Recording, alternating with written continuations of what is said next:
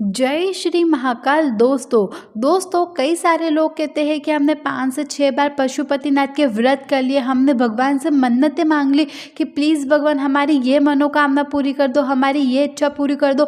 लेकिन उसके बावजूद भी अगर आपकी मनोकामना पूरी नहीं हो रही हो तो मात्र 7 बेलपत्र लेकर इस उपाय को एक बार प्रैक्टिकल करके देख लेना। मैं इसीलिए दोस्तों इतने विश्वास के साथ कह रही हूँ क्योंकि मेरे मन में भी एक ऐसी इच्छा थी जो पूरी नहीं हो रही थी और मैंने भी 2 बार पशुपतिनाथ के व्रत कर लिए थे। लेकिन फिर मैंने पूज्य गुरुदेव जी यानी कि प्रदीप जी मिश्रा की कथा में इस उपाय को सुना और मैंने सोमवार, अगले दिन ही सोमवार था दोस्तों, तो मैंने सोमवार के दिन जाके शिवालय में इस उपाय को करा और आप यकीन नहीं मानेंगे मात्र 6 दिन में मेरी मनोकामना पूरी हो गई। तो आप भी 7 बेलपत्र लेना और इस उपाय को कर लेना। बिल्कुल ध्यान से समझेगा कि आपको कैसे करना है। सबसे पहले आपको शिवालय में जाके उत्तर की दिशा में जेठ जाना है और 1 बेलपत्र लेना है, उसके बीच की पत्ती पर आपको शहद लगाना है।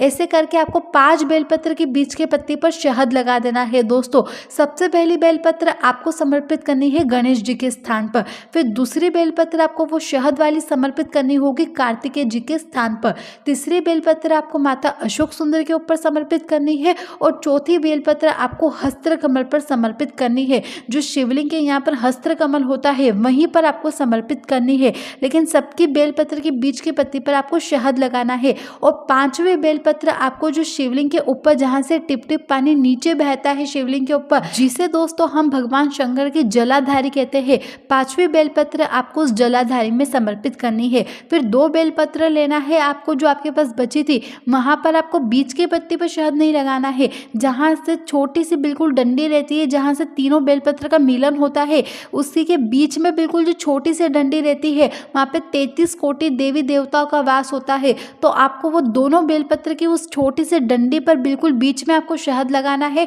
और 1 बेलपत्र आपको भगवान शंकर के ऊपर समर्पित करनी है और दूसरी बेलपत्र आपको नंदी भगवान के ऊपर समर्पित करनी है। तो इस तरीके से दोस्तों आपको ये 7 बेलपत्र शहद वाली समर्पित करनी है।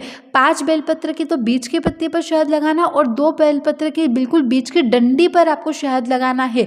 फिर आपको 1 कलश जल लेकर इन 7 स्थानों पर आपको श्री शिवाय नमस्तुभ्यम का जाप करते करते जल समर्पित करना हो और अपनी मन की मनोकामनाएं बोलनी है। जो भी आपकी मन में इच्छा हो जो पूरी नहीं हो रही हो तो आपको वो जल समर्पित करते करते भगवान शंकर के ऊपर अपनी मन की मनोकामनाएं बोल देनी है। फिर शिवलिंग का जहां से जल नीचे बहता है वहीं से अपने सीधे हाथ की हथेली में थोड़ा सा जल लीजिए और भगवान शंकर के समीप बैठकर मतलब भगवान शंकर के सामने बैठकर उस जल का आचमन कर लीजिए और प्रार्थना करके भगवान शंकर से अपने घर को आ जाइए। इस उपाय को करने के बाद मात्र 7 दिन के अंदर आपकी मनोकामनाएं पूरी हो जाती है। तो आप आज ही जाके इस उपाय का प्रैक्टिकल करके देखना कि आपकी मनोकामना पूरी होती है या नहीं होती है।